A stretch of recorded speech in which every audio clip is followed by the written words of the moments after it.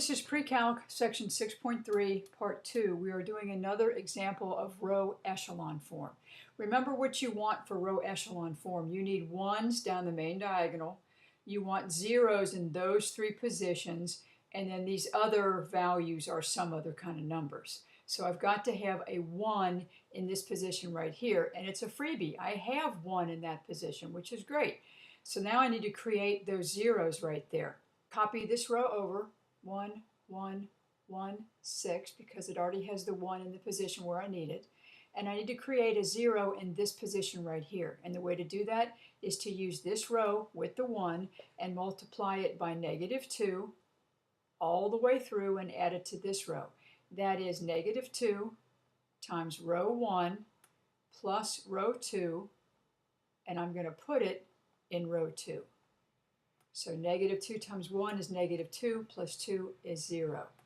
-2 times that one is -2 plus -1 is -3. -2 times 1 is -2 plus 1 is -1.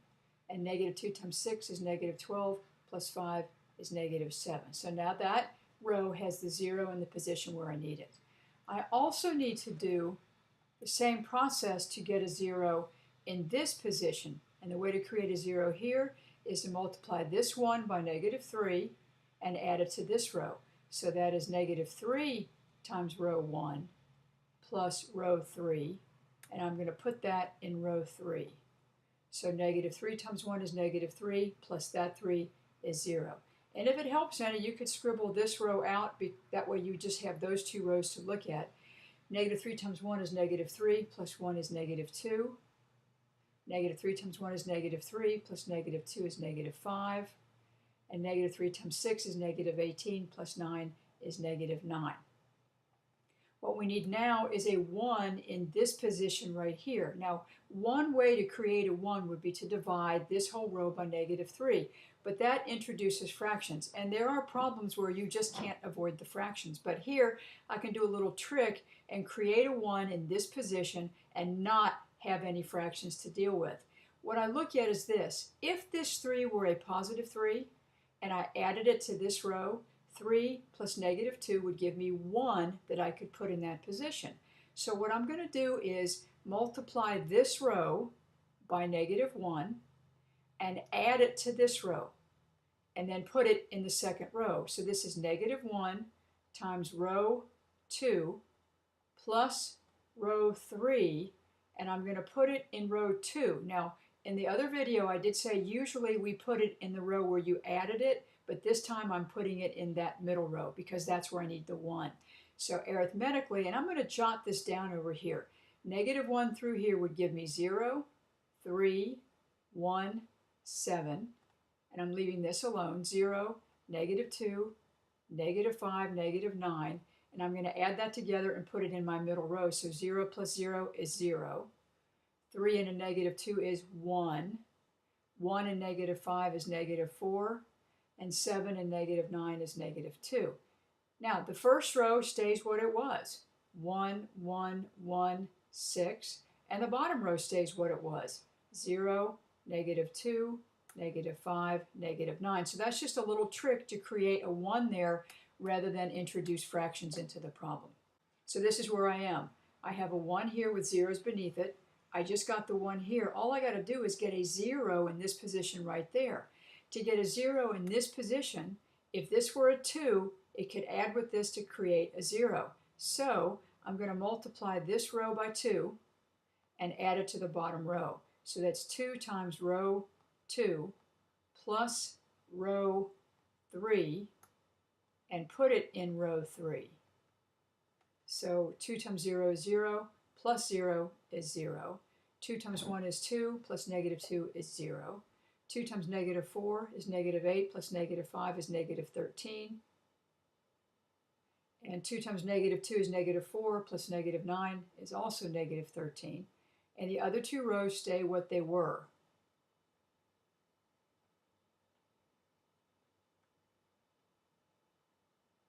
Last thing I need is a 1 in this position right here. Very easy to get that 1. Just divide both by -13, which gives me 0, 0, 1, 1, The other two rows stay what they were.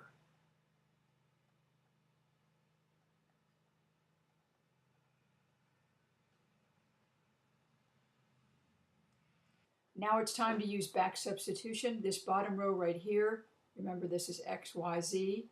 This bottom row right here is telling me that z equals 1. The middle row, those coefficients in those positions give me the equation y minus 4z equals negative 2. Plug 1 in for z, and this is y minus 4 equals negative 2. Add 4 to both sides, gives me y equals 2. The top row, all those 1's mean my equation is x plus y plus z equals 6. Substitute in for y, which is 2, z, which is 1. Solve that, that's x plus 3 equals 6.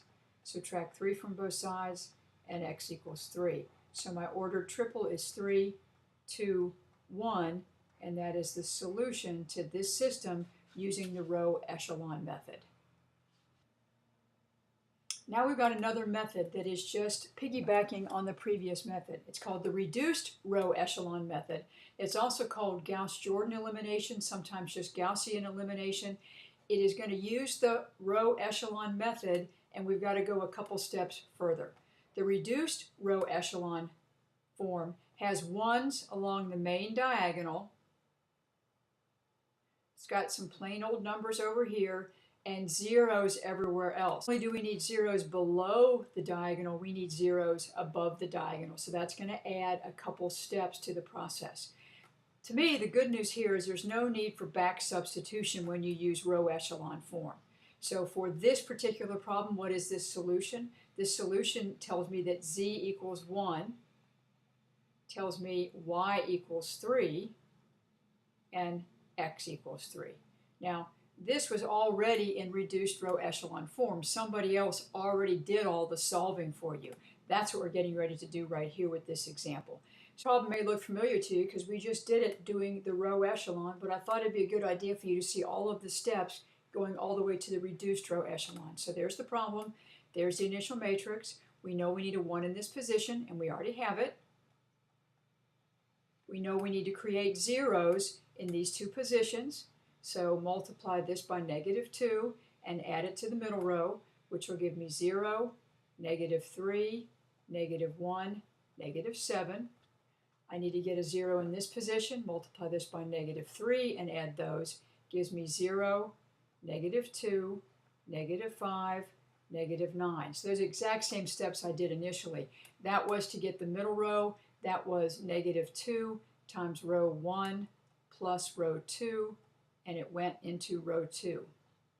The bottom 0 was created by doing negative 3 times row 1 plus row 3 and put it in row 3. Same trick I did a minute ago to create that 1 right there. I'm going to multiply this by negative 1 and add it to here. Multiply this by negative 1, so this is negative 1 times row 2 plus row 3, and I'm putting it in row 2. So that is going to be 0, negative 1 times negative 3 is 3, minus 2 is 1, negative 1 plus negative 5 is negative 4, 7 minus 9 is negative 2. The other rows stay the same. And these are the exact same steps that we did before. Now, we not only need a 0 underneath, we need a 0 up here also. So I'm going to keep my middle row the same because that's the row I'm using to multiply to get rid of these numbers right here. So first I'm going to multiply by negative 1 and add it to the top row. So that's negative 1 times row 2 plus row 1, and I'm going to put it in row 1. So negative 1 times 0 is 0, plus 1 is 1. Negative 1 times 1 is negative 1, plus 1 is 0. Negative 1 times negative 4 is 4, plus 1 is 5. Negative 1 times negative 2 is 2, plus 6 is 8.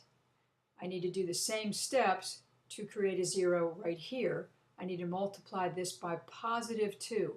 So positive 2 times row 2 plus row 3 going in row 3. So 2 times 0 is 0 plus 0, keeps that 0. 2 times 1 is 2 plus negative 2 is 0. 2 times negative 4 is negative 8 plus negative 5 is negative 13. And 2 times negative 4 is 2 times negative 2 is negative 4 plus negative 9 is negative 13. So now I have my 1 with zeros in that column, 1 with zeros in that column. Now it's time to get a 1 in that position. Very easy to do by dividing everything by negative 13, which gives me 0, 0, 1, 1. And I'm just going to copy those two rows exactly as is. And now I got to deal with getting zeros in these two positions. And I will get zeros in these two positions by multiplying this row by some number that will help cancel out these numbers. What will cancel out a 5 will be a negative 5.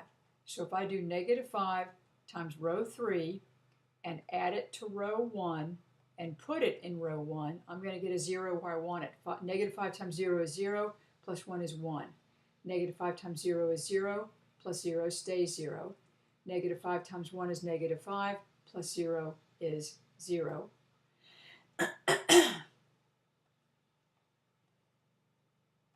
Negative 5 times 1 is negative 5, plus 5 is 0. Negative 5 times 1 is negative 5, plus 8 is 3. I also want to cancel out that negative 4, so I will multiply this whole row by a positive 4. So this is 4 times row 3 plus row 2, and put that in row 2. So 4 times 0 is 0, plus 0 is 0. 4 times 0 is 0, plus 1 is 1. 4 times 1 is 4, plus negative 4 is 0.